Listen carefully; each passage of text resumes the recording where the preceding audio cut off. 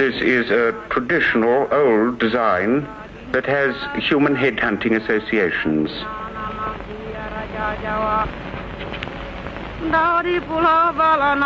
Nowadays, as you can see, new designs are creeping in. Someone seems to have seen a picture of the trooping of the color. Aeroplanes, too, are becoming symbols to replace the hawk and the hornbill as all-seeing eyes.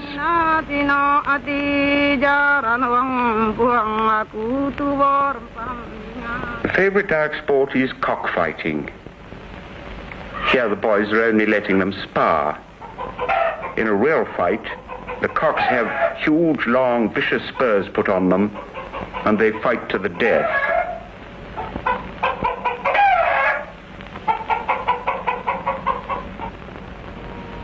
Being masculine and beautiful is very important amongst the Dayaks, especially the men.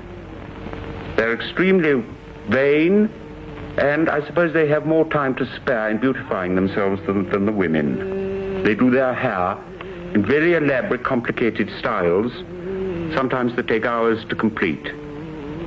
The whole body is decorated with all kinds of tattooed patterns. It may take a man as much as 10 or 15 years to get the whole set complete. The patterns are put on with a stencil cut out of dried leaf. Ink is made from soot and pounded leaf, and is then smeared over the stencil. It's pushed down onto the arm so that the pattern comes out on the flesh. This is quite difficult when the arm is round and the stencil is flat.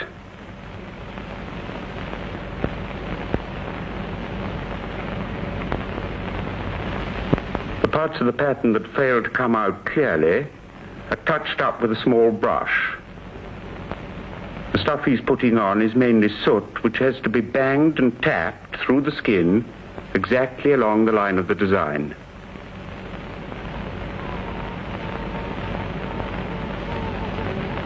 Now the tattooer is tapping over the whole pattern with a thorn needle dipped into ink.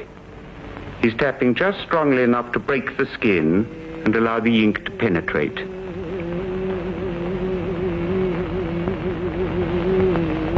The position of tattooing on the body has its own significance.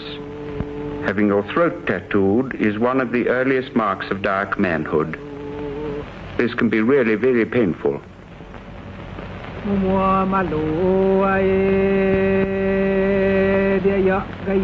In this case, the stencil can't be fitted onto the throat, and the pattern has to be drawn by hand.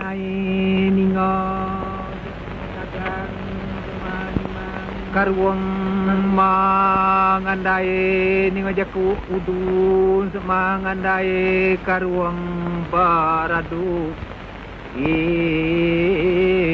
ika lalu besai ya Allah besangi hati di bujang sigat bejang kapadat biliak nga besai talu pulai kasadau kaya baru There are literally dozens of old traditional designs a Dayak man can choose from. Although it may not look like it, they're all derived from animals or plants. Often designs like this one will tell a story of a journey into the interior, or a successful adventure, or a year's work in some other part of Borneo. The whole longhouse turns out when there's a trial or a dispute. Here's a man who can't settle his argument. It immediately becomes a matter for everybody in the longhouse. Everybody's entitled to have their say, join in the argument. This is the other contestant in the case. It's more than a trial by jury, it's trial by the whole community. These discussions can go on for hours and hours, but they do usually reach a decision in the end. If a man has broken the customary law, then he's fined. Or if a man, as here, is having a dispute about who owns a piece of jungle, then usually there's agreement in the end.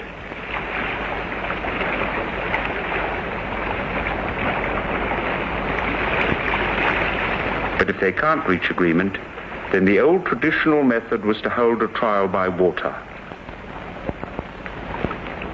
Here's one of the contestants being prepared by the chief to see how long he can stay underwater, and here's the other. For them, it's a serious matter. So each man has got to have an elder, an expert person looking after him to see that he doesn't drown himself. Whoever stays underwater longest is believed to be in the right. He wins the case. They start the test. He's hanging onto the stick for dear life.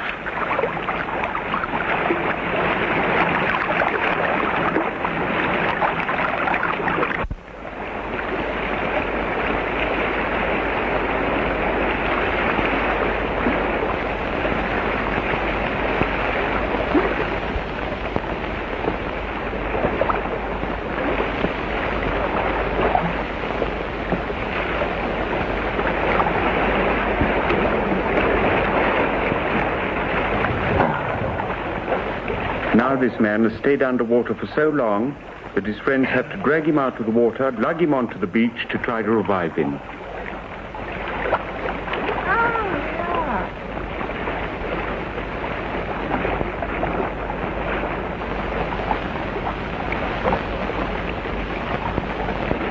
And the other fellow?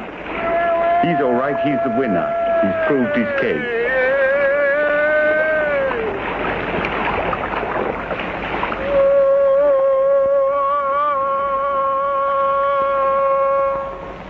The rice in the jungle clearings takes about 6 months to ripen.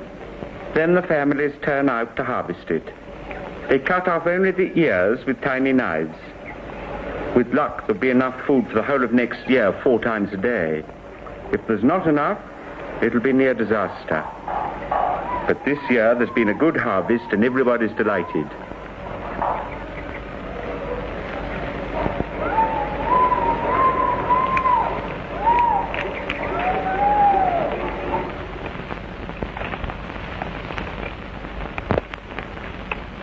The rice is carried in these big baskets, which carry about 80 pounds, to be stored in rice huts and taken out when it's needed in the longhouse.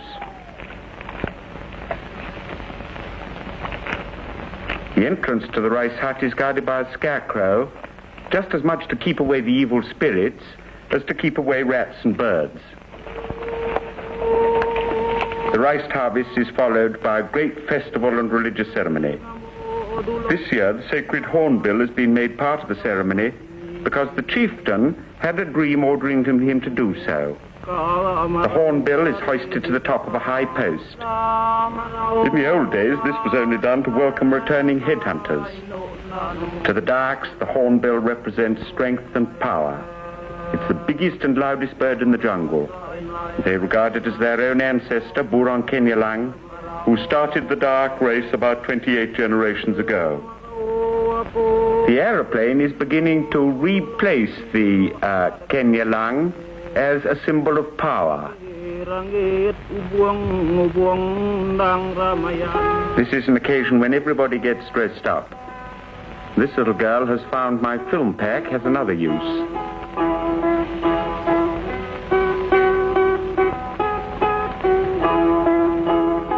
This is a chance for the women to beautify themselves as elaborately as their menfolk. Strings of silver dollars are hung round this girl's waist. This lovely headdress is supported by a cane interior frame hung all around with red, black, yellow and orange beads.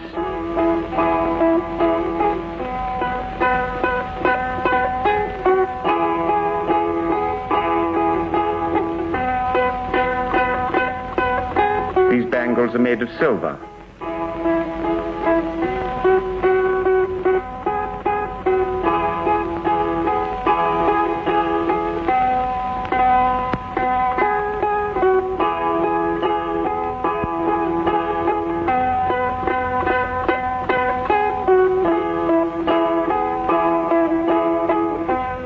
All the ornaments are treasured possessions carefully preserved for these feast days.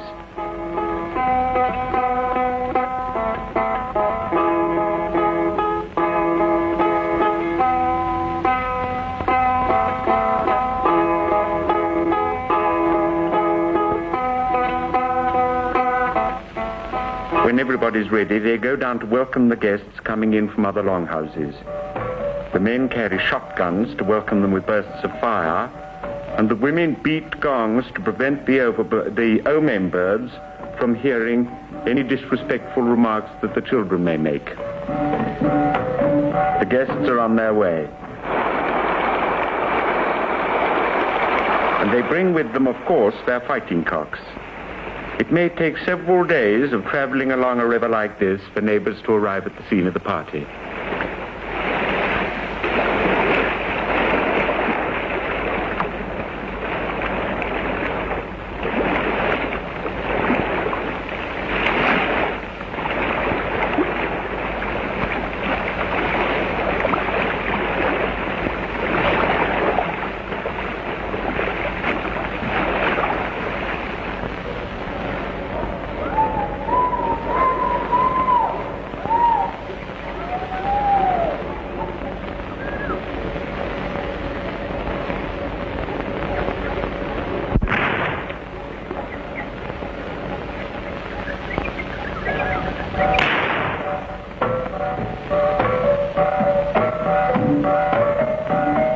Beating gongs are warding off the evil spirits.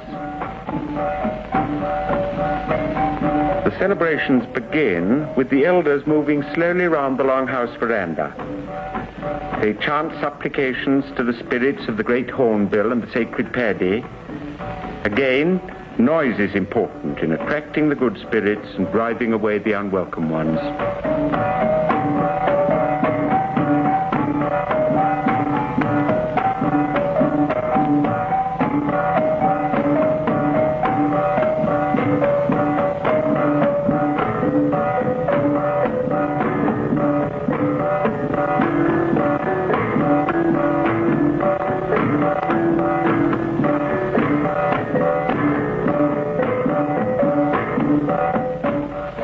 Drinking is always part of these kind of ceremonies.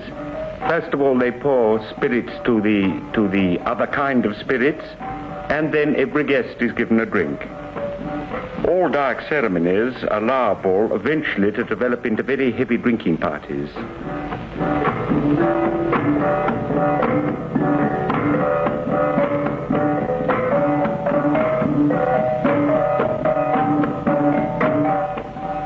There are moments of gaiety and moments of seriousness. This is serious again, as one of the elders circles all the guests present with a sacrificial cockerel. Again, it's to propitiate the spirits.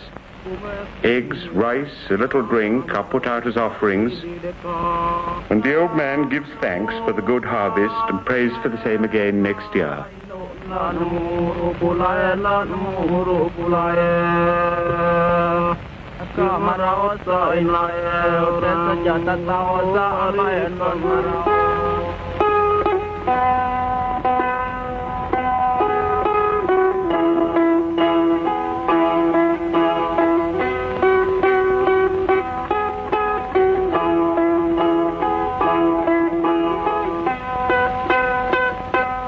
Dancing plays an important part in every festival of this kind, and the idea behind it is still head